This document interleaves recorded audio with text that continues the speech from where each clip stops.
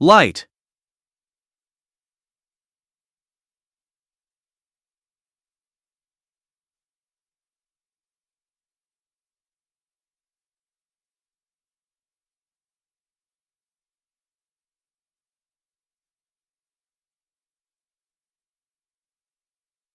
light, Metal door open. light, light, light,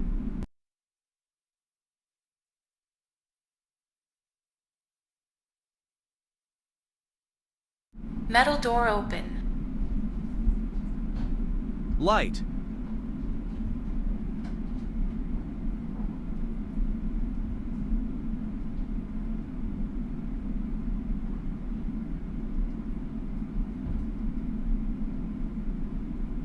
light. Okay, this is a relatively straightforward script.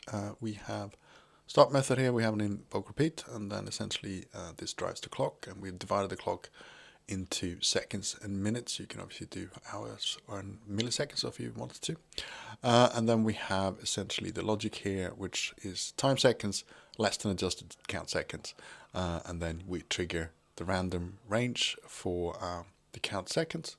And then if random event seconds are less than count seconds, then we trigger the unity event.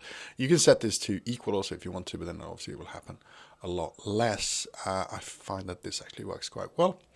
And then I have the unity events on a separate script here just to make it a bit more clean.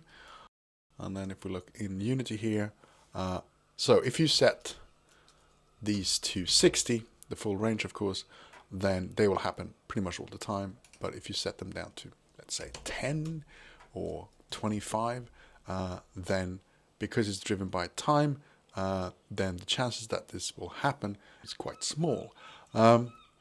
You could obviously add hours also if you wanted to, and then you could have something happen in the 11th hour.